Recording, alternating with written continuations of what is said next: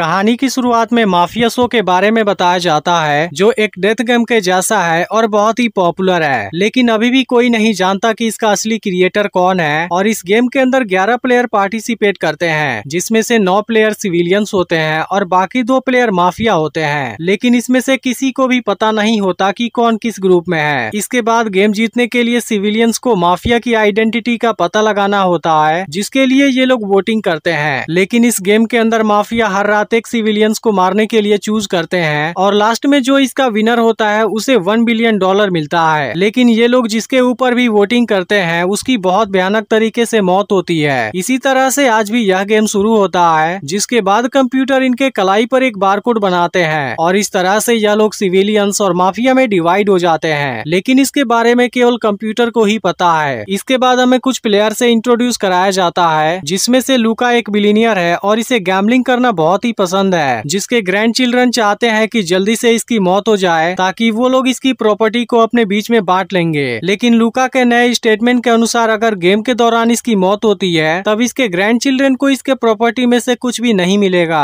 इसके बाद लूका सभी से कहता है कि वो माफिया नहीं है। फिर हमें इलिया से इंट्रोड्यूस कराया जाता है, जिसे थायराइड कैंसर है और डॉक्टर ने कहा है कि वो 3 महीने से ज्यादा जिंदा नहीं रह पाएगा। लेकिन इसकी वाइफ इलिया को गेम में पार्टिसिपेट नहीं करने देना चाहती थी, क्योंकि वो इसके बचे हुए लाइफ को अपने साथ बिताना चाहती थी। लेकिन इलिया इस गेम को जीतकर अपनी फैमिली को सपोर्ट करना चाहता है। इसके बाद हमें प्लेयर नंबर 3 और 4 के बारे में बताया जाता है, जो गलत इल्जाम की वजह से प्रिजनर बन गए थे, लेकिन इस गेम को जीतकर वो आजाद होना चाहते हैं। जिसमें से इवान कहता है कि मैं माफिया ग्रुप में नहीं हूँ। इस पर मिस्टर बुचर कहता है कि मैं तो इस गेम को जीतकर आजाद होना चाहता हूँ। इसके बाद ये सभी प्लेयर आपस में बात करने लगते हैं, लेकिन क्रिएटर अब इस गेम को शुरू कर देता है और इनको पहली वोटिंग शुरू करने के लिए कहता है, जिसके लिए उसने इनको 10 मिनट का समय दिया था और अब इस गेम को देखने के लिए सभी लोग एक्साइटेड थे। इसके बाद अब सभी प्लेयर डिस्कस करने लगते हैं कि माफिया ग्रुप में कौन हो सकता है। तभी मारिया कहती है कि किरेन माफिया में हो सकता है। यह सुनकर पीटर भी किरेन को माफिया समझने लगता है, लेकिन तभी मिस्टर बुचर कहता है कि मैं इन दोनों को जानता हूँ और फिर बताता है कि मारिया को मैंने एक टीवी शो में देखा था, जबकि पीटर हर वक्त उसके पीछे लगा रहता था। फिर दिखाया जाता है कि मारिया एक फेमस डांसर हुआ करती थी, लेकिन एक एक्सीडेंट की वजह से इसका कैरियर पूरी तरह से खत्म हो गया, क्योंकि एक्सीडेंट में मारिया ने अपना पैर खो दिया था और अब इसे प्रोस्थेटिक पैर लगवाने के लिए काफी पैसे चाहिए थे, लेकिन मारिया के पास में इतने पैसे नहीं थे। इसके बाद उसने बहुत से लोगों से मदद मांगने की कोशिश की, लेकिन किसी ने भी इसे सपोर्ट नहीं किया था। इसलिए आज मारिया इस गेम को जीतना चाहती है। तभी क्रिएटर बताता है कि एक्सीडेंट के बाद से मारिया बारिश और लाइटनिंग से काफी डरती है। यह देख पीटर भी एक्सेप्ट करता है कि वो मारिया को जानता है, लेकिन फिर भी वो माफिया नहीं है। लेकिन अब कोई भी इसकी बात पर यकीन नहीं करता और ये लोग मारिया के ऊपर वोटिंग करने लगते हैं। अब इस बात से मारिया काफी दुखी हो जाती है और पीटर पर गुस्सा भी करने लगती है, क्योंकि उसी की वजह से यह सब हुआ है। यह देखते ही पीटर इनको रोकने की कोशिश करता है और इनसे कहने लगता है कि मैं माफिया ग्रुप में हूँ। लेकिन अब 6 लोगों ने मारिया पर वोटिंग कर दिया था। इसके बाद रिवील होता है कि मारिया तो असल में सिविलियन है और इन लोगों की चॉइस पूरी तरह से गलत है। इसके बाद मारिया की चेयर उसे ब्लैक गोले के अंदर ले जाने लगती है। यह देख पीटर उसे बचाना चाहता है, लेकिन वो कुछ भी नहीं कर पाता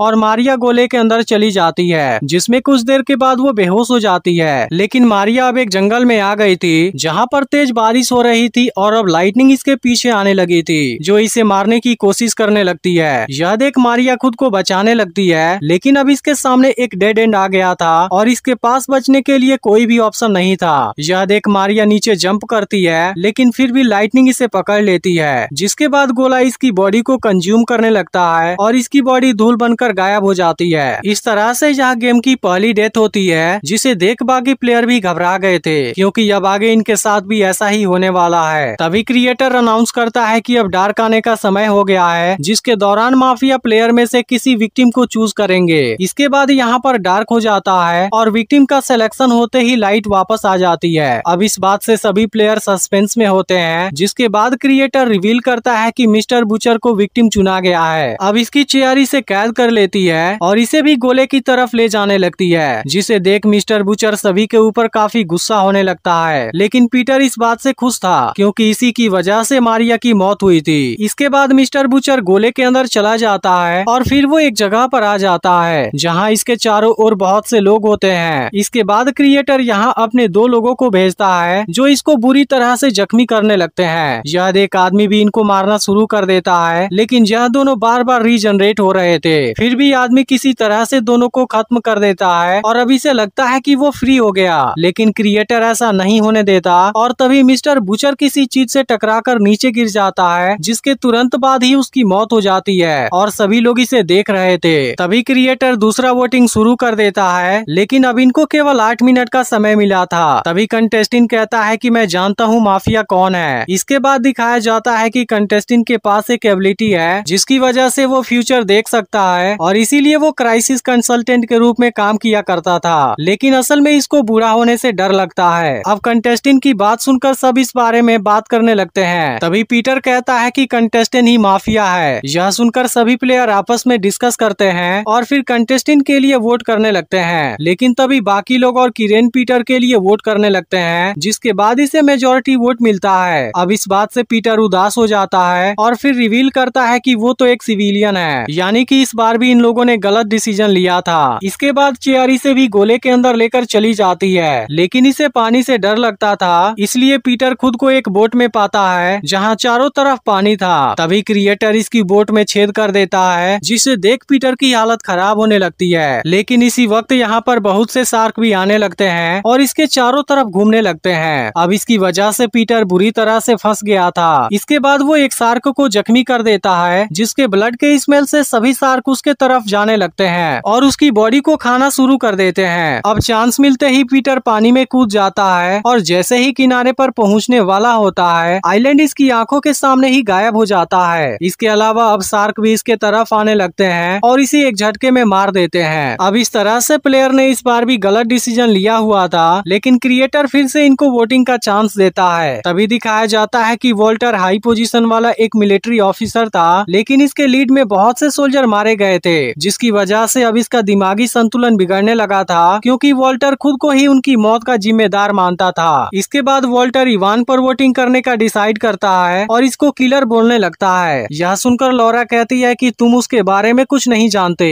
इस पर वॉल्टर बताता है कि इवान जब ग्रेजुएशन पार्टी के बाद अपने दोस्तों के साथ वापस आ रहा था, तब इसकी लापरवाही से एक्सीडेंट हो गया था, जिसमें इवान तो बच गया था, लेकिन इसके 2 क्लासमेट मारे गए थे, जिसकी वजह से उसे कोर्ट में भी बुलाया गया, लेकिन फिर सभी ने इवान को ही जिम्मेदार बताया था, जिसके बाद उसे जेल हो गया, लेकिन इसे जेल के अंदर मरने से डर लगता है। तभी इवान को लॉरा जानी पहचानी सी लगती है, जिस पर लॉरा कहती है कि तुमने टीवी पर देखा होगा। लेकिन इसके बाद वॉल्टर और इसके बीच में बहस होने लगती है और दोनों एक दूसरे को माफिया गेस करने लगते हैं। इसके अलावा ये एक दूसरे के लिए वोटिंग भी करते हैं, लेकिन वॉल्टर अजीब तरीके से बिहेव करने लगा था, इसलिए बाकी लोग इसे माफिया समझने लगते हैं और फिर इसके लिए वोटिंग कर देते हैं। इसके बाद कंटेस्टेंट भी इसी के ऊपर वोटिंग करता है। यह देख वॉल्टर थोड़ा सा इमोशनल हो जाता है और फिर रिवील करता है कि वो भी एक सिविलियन है, यानी कि इन लोगों ने भी इस बार गलत डिसीजन लिया था। अब हर किसी की तरह यह भी गोले के अंदर चला जाता है, लेकिन अब इसे एक रियलिटी में भेज दिया गया था, जहाँ पर वॉल्टर अपने कुछ लोगों को कमांड कर रहा था, लेकिन दुश्मन इसके लोगों पर हमला शुरू कर देते हैं और एक झटके में सभी को मार गिराते हैं। यह देख वॉल्टर खुद बाहर आ जाता है और इनका सामना करने लगता है, लेकिन तभी इसकी बुलेट खत्म हो जाती है और आखिर में यह भी मारा जाता है। इसके बाद अब स्टूडियो में डार्क हो जाता है और माफिया को फिर से विक्टिम चूज करने के लिए कहा जाता है, जिसके बाद माफिया लॉरा को चूज करते हैं, लेकिन अब लॉरा बिल्कुल भी नहीं डरी हुई थी। फिर पता चलता है असल में लॉरा की एक बहुत अच्छी फैमिली हुआ करती थी, लेकिन वो धीरे धीरे अल्कोहलिक हो गई, जिसकी वजह से इसका बेटा भी मारा गया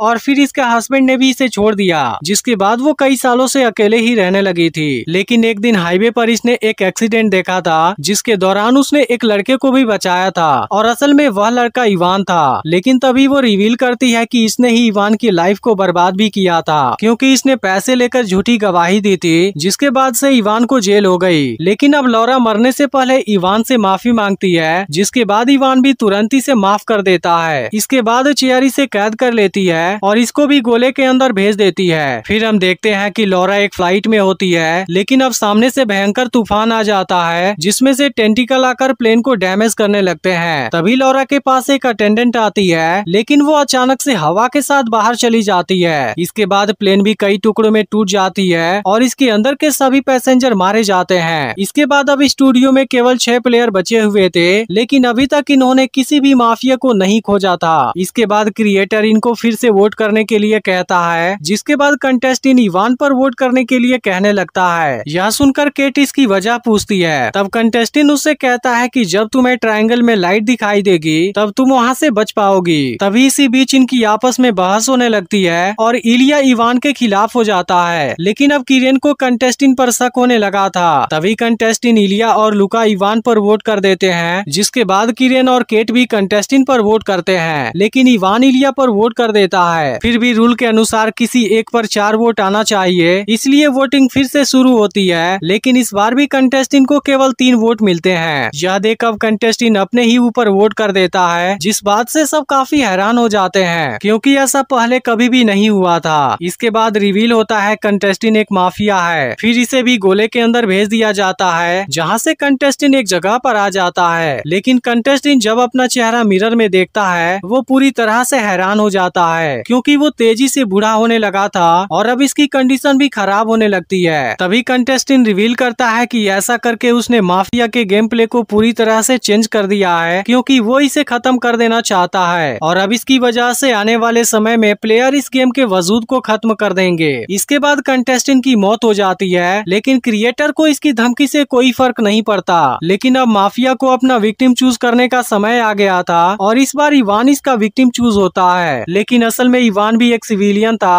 और अब यह देख इसकी मदर भी दुखी हो जाती है। लेकिन फिर भी इवान को इस बात से खुशी थी, क्योंकि वो सबके सामने अपनी बेगुनाही साबित करना चाहता था और वो इसमें पूरी तरह से कामयाब भी हो गया। इसके बाद चेरी से भी गोले के अंदर भेज देती है, जहाँ से इवान जेल के अंदर आ गया था और अब इसे मौत की सजा मिलने वाली थी। लेकिन इसके पहले वो विजन में अपनी मदर से भी मिलता है और फिर कुछ समय बाद ये लोग इसे शूट करके मार देते हैं। इसके बाद स्टूडियो में अब केवल 4 लोग बचे हुए थे, जिनके बीच में से एक माफिया था और अब उसे वोट करने के लिए इनको 2 मिनट का समय मिलता है। लेकिन इस बार यह लोग पहले से बहुत ज्यादा कंफ्यूज हो गए थे। तभी इलिया कहता है कि शायद केट और किरेन लवर हैं, क्योंकि वो गेम शुरू होने से पहले एक दूसरे से मिले थे। यह जानकर लुका कहता है कि यह दोनों एक साथ मिले हुए हैं, जिसके बाद किरेन कहता है कि ऐसी कोई भी बात नहीं है। लेकिन अब यह लोग डिसाइड नहीं कर पाते कि किस पर वोट करना है और तभी इनका टाइमर भी खत्म हो जाता है। अब इसकी वजह से कंप्यूटर इनमें से किसी को विक्टिम चूज करेंगे, जिसमें सिविलियन और माफिया कोई भी हो सकता है। इसके बाद प्रोसीजर शुरू होता है और इसमें केट को विक्टिम चूज किया जाता है, जिसके बाद रिवील होता है केट भी एक सिविलियन है। इसके बाद चेरी से ऊपर लेकर जाने लगती है, लेकिन यह देखते ही किरेन भी इसके पास आ जाता है, जिसे देखकर क्रिएटर भी हैरान हो जाता है। इसके बाद ये दोनों भी गोले के अंदर चले जाते हैं, लेकिन अब दोनों ही ग्लास के ऊपर आ गए थे। इसके बाद किरेन केट के पास जाना चाहता है, लेकिन तभी ग्लास क्रैक होने लगती है, इसलिए अब और आगे जा पाना बहुत ही खतरनाक था। यह देखते ही केट डरने लगती है। तब किरेन कहता है कि हमें यहाँ से जंप करना होगा। इसके बाद वो तेजी से केट के पास आता है और फिर दोनों यहाँ से कूद जाते हैं। लेकिन अब दोनों फिर से किसी दूसरी जगह पर आ गए थे, जिसके बारे में इनको कोई भी अंदाजा नहीं था। लेकिन तभी इनको एक ट्रायंगल लाइट दिखाई देती है, जिसके बारे में कंटेस्टेंट ने इनको बताया था। यह जानकर अब दोनों उस लाइट की तरफ जाने लगते हैं, लेकिन तभी अचानक से इनके चारों तरफ टेंटिकल जनरेट होने लगते हैं और इनके तरफ आने लगते हैं। यह देख अब दोनों खुद को बचाते हैं और तुरंत यहाँ से बाहर आ जाते हैं। लेकिन तभी इनके सामने एक मॉन्स्टर आ जाता है, जो असल में किरेन के डर की वजह से हुआ था। यह देखते ही किरेन केट को छुप जाने के लिए कहता है और खुद मॉन्स्टर का सामना करने चला जाता है। अब इसे देखते ही मॉन्स्टर भी इसके ऊपर हमला करना शुरू कर देता है, जिसके बाद किरेन भी अपनी जान बचाने लगता है। लेकिन तभी किरेन देखता है कि मॉन्स्टर को सनलाइट से प्रॉब्लम है। इसके अलावा इसके गले में कोई मेटल भी लटका हुआ था। यह देखते ही किरेन इसके ऊपर आ जाता है और मेटल को लेने के बाद इसकी मदद से लाइट को मॉन्स्टर के ऊपर रिफ्लेक्ट कर देता है, जिसकी वजह से मॉन्स्टर जल जाता है और उसकी मौत हो जाती है। इसके बाद किरेन इस मेटल को मैकेनिज्म में लगा देता है और ऐसा करते ही इनके चारों तरफ एक तूफान आ जाता है, जहाँ से अब दोनों क्रिएटर के सामने आ गए थे। वहीं अभी स्टूडियो में केवल एक माफिया और एक सिविलियन बचे हुए थे, इसलिए रूल के अनुसार माफिया इसका विनर हो जाता है और गेम यहीं पर खत्म हो जाती है। लेकिन किरेन और केट के लिए यह गेम खत्म नहीं हुआ था, क्योंकि असल में क्रिएटर ने यह सब जानबूझकर किया था और उसने ही किरेन को चेयर से भागने दिया था, क्योंकि इसकी ऑडियंस एक ही चीज देखकर बोर हो गई थी। इसके अलावा क्रिएटर इनसे कहता है कि कोई भी इस गेम को डिस्ट्रॉय नहीं कर सकता, क्योंकि इसे वो खुद कंट्रोल करता है। यह सब जानकर किरेन और केट हैरान होते हैं, लेकिन तभी रिवील होता है कि क्रिएटर ने अभी अभी भी इन दोनों को गोले के अंदर रखा है, क्योंकि उसने इस बार इनको जिंदा छोड़ दिया है और अब दोनों इसमें से बाहर आ जाते हैं। वहीं अब इलिया अपनी फैमिली के पास आता है और इनसे बताता है कि वही इस गेम का विनर है। फिर हम देखते हैं कि रेन और केट कंटेस्टेंट के कब्र के पास होते हैं। इसके बाद की रेन फिर से गेम के अंदर जाने का डिसाइड करता है, क्योंकि अब दोनों इस गेम को डिस्ट्रॉय कर देना चाहते हैं और फिर मूवी यहीं पर एंड हो जाती है। लेकिन अगर आपने पिछली वीडियो मिस कर दिया हो तो लेफ्ट वाली वीडियो जरूर देख लेना और चैनल को सब्सक्राइब करके नोटिफिकेशन को ऑल पर जरूर सेट कर देना।